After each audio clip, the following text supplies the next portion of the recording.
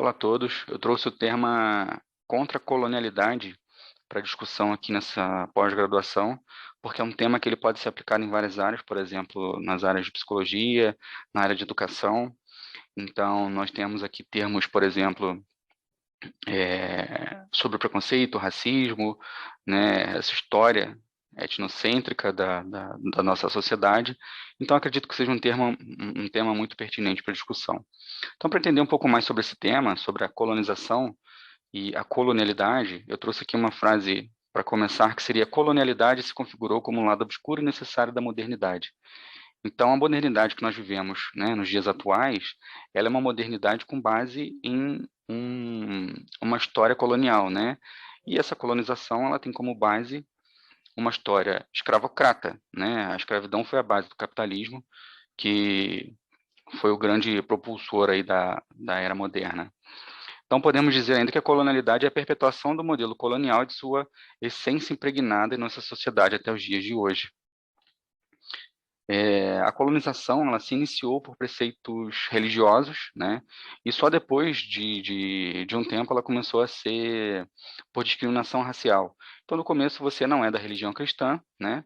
Então, a sociedade europeia, por exemplo, os grandes colonizadores olhavam da seguinte forma: você não é cristão, logo você é pagão, você é similar ao animal, você pode ser colonizado e você, tudo bem, você ser escravizado, né?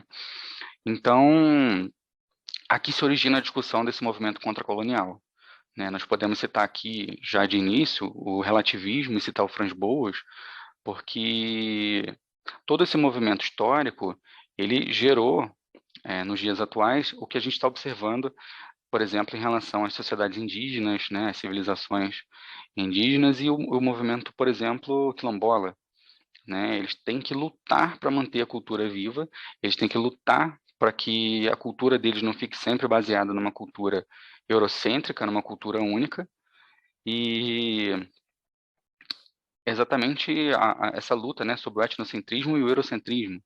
Eu não posso dizer que a minha sociedade, né, no meu ponto de vista, por exemplo, ela é única e eu preciso basear todas as demais nela. Então, a luta deles é exatamente sobre isso, exatamente para manter a cultura viva e essa cultura não ser simplesmente baseada em demais culturas. Então, o movimento contracolonial, ele é um movimento que os estudiosos, né, do tema citam exatamente isso: manter a sua cultura viva. Sua cultura tem valor e ela não pode ser comparada a uma outra cultura. Não existe uma cultura única de base, uma cultura de modelo, né?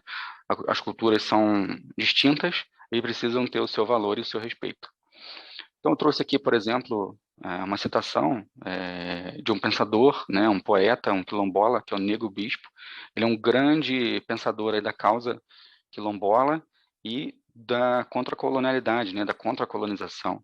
Eu não posso viver, nós não podemos viver nos dias atuais falando ainda, né, nesse modelo de colonização, baseando esses povos, né, numa sociedade única. Então, a legitimidade da luta e o contexto histórico de perda de cultura deles é muito grande. Civilizações inteiras foram perdidas, culturas inteiras foram perdidas. Nós temos aí a apropriação cultural, né, do povo negro, e são temas que nós precisamos discutir, nós precisamos iluminar a mente dos acadêmicos, principalmente, para que isso possa ser disseminado, né, na sociedade e a gente consiga quebrar esses conceitos aí arraigados na nossa cultura. Então, nós já podemos notar, né, uma evolução na sociedade, porque já começam a ser feitas pesquisas e materiais acadêmicos sobre o tema, discussões étnico-raciais, discussões contracoloniais, né, vários debates indígenas, por exemplo, debates quilombolas. Então, nós estamos vendo uma evolução muito grande em relação ao meio acadêmico. Não é o suficiente, né? Eu trouxe esse vídeo exatamente para fomentar isso. Nós precisamos aumentar esse tipo de pesquisa. E o meu trabalho, brevemente, aqui é para essa discussão, né? Nós precisamos quebrar esse modelo eurocêntrico, modelo de cultura única, e respeitar as diferenças, né, culturais e desses vários povos. E o nosso posicionamento no campo ele é diferenciado. Nós não podemos julgar demais culturas com base nos nossos preceitos. Então, basicamente, essa é a discussão que eu queria trazer.